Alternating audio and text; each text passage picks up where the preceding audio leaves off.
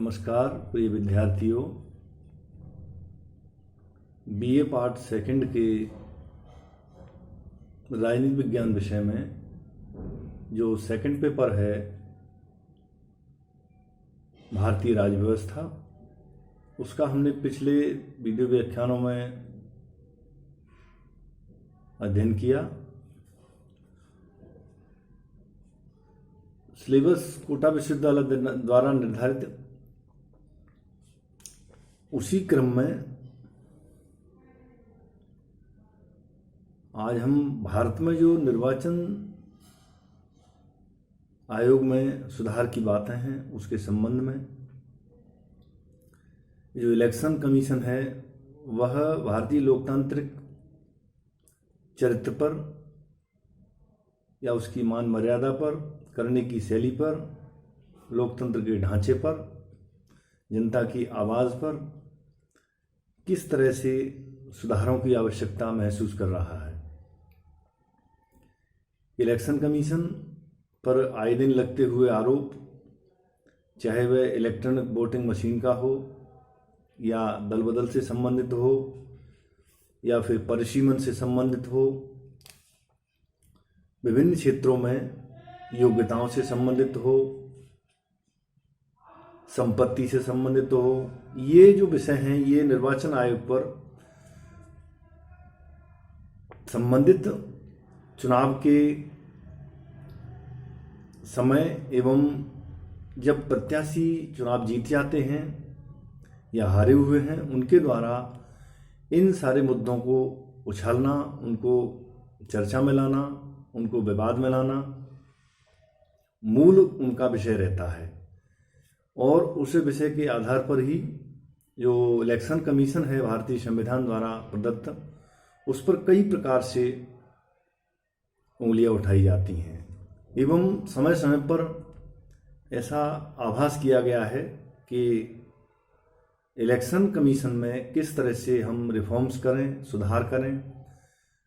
कुछ इस तरह की कमियां हैं, उनको हमने संज्ञान में लिया है, तो उनको कमेटी के माध्यम से और विभिन्न चरणों में कई स्तरों पर कई बार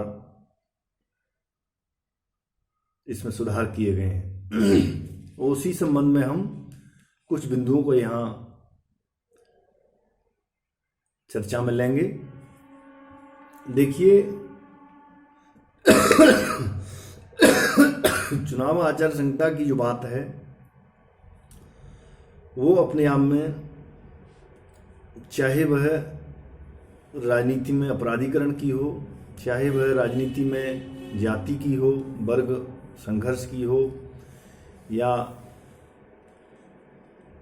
अन्य किसी कारण से संबंध रखती हो, 1990 के बाद भारतीय राजनीति का जो अपराधीकरण हुआ तथा अपराधियों का राजनीतिकरण हुआ, चुनाव में धन बल बहुमत का प्रभावी प्रयोग किया गया, जाति धर्म जैसे विभिन्न मुद्दों को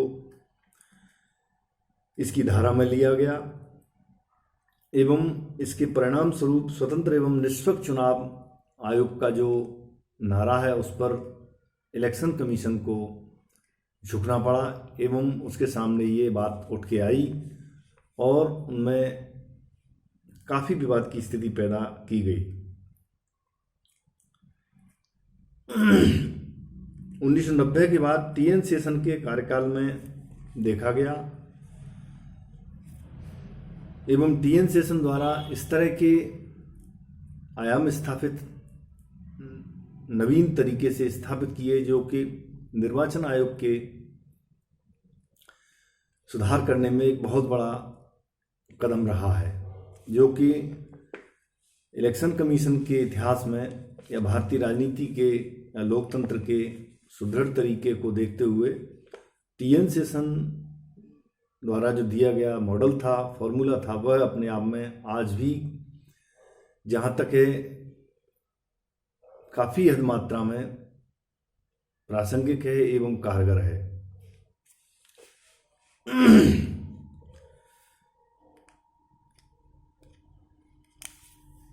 चुनाव सुधार के संबंध में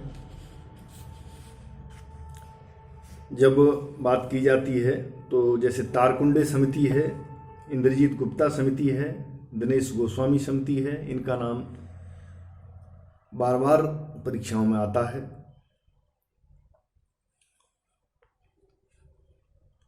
राष्ट्रपति तथा उपराष्ट्रपति के निर्वाचन में प्रस्तावकों तथा अनुमोदकों की संख्या बढ़ाकर के क्रमशः 50 व 20 कर दी गई है तथा जमानत राशि 2500 रुपये से बढ़ाकर 15,000 रुपये कर दी गई है। वर्ष 1999 से डाक मतपत्र द्वारा मतदान की प्रणाली को सुविधा का रूप दिया गया है। सन 2003 से उम्मीदवारों को अपने खिलाफ चल रहे अदालती मामलों, संपत्ति का विवरण, शैक्षिक योग्यता के बारे में बताना अनिवार्य कर दिया गया है।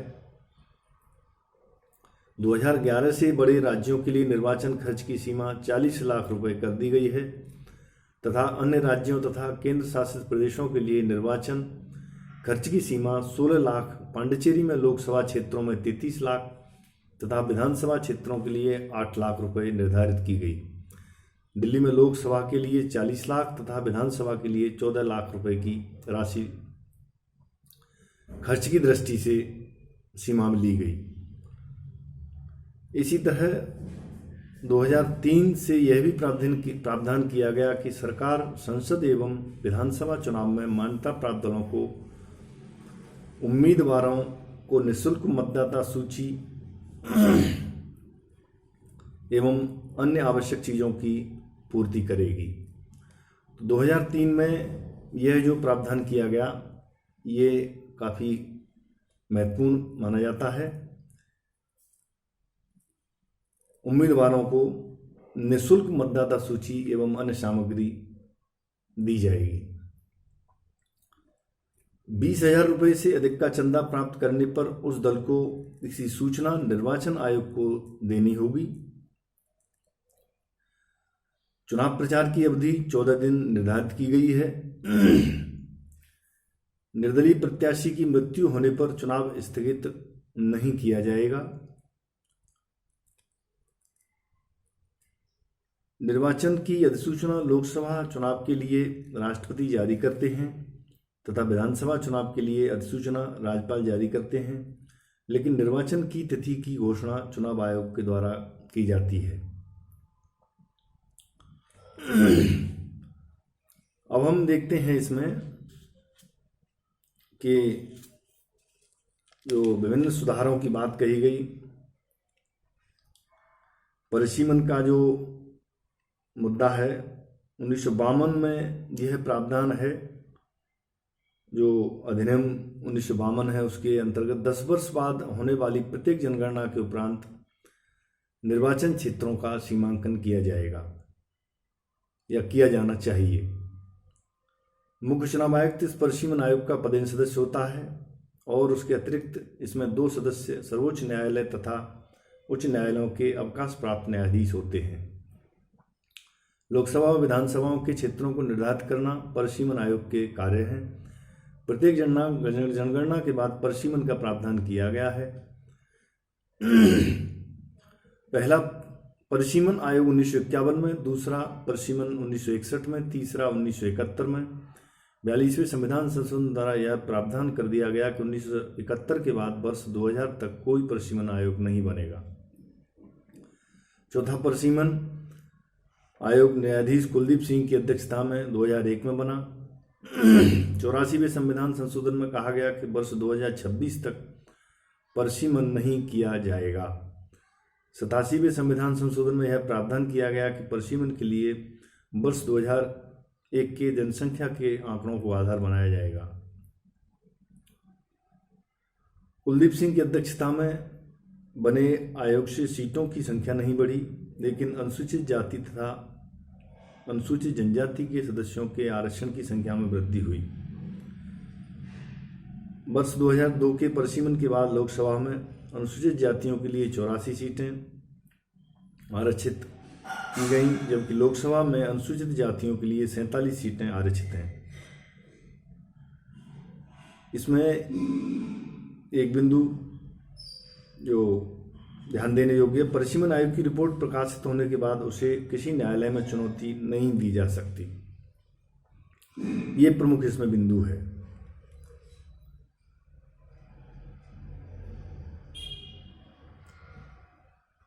और इसमें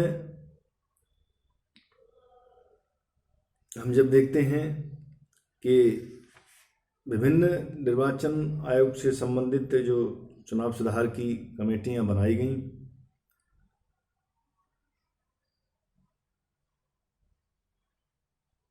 राजनीतिक दलों के द्वारा चंदे जो प्राप्त किए जाते हैं उनको सार्वजनिक करना, उसका स्रोत बताना, एक प्रत्याशी को 2 निर्वाचन क्षेत्रों से चुनाव लड़ने पर स्पष्ट प्रतिबंध लगाए जाएं, प्रत्येक राजनीतिक दलों का वार्षिक अंकेक्षण होना चाहिए, सांसदों में विधायकों के लिए निर्धारित खर्च की राशि है उस पर सख्त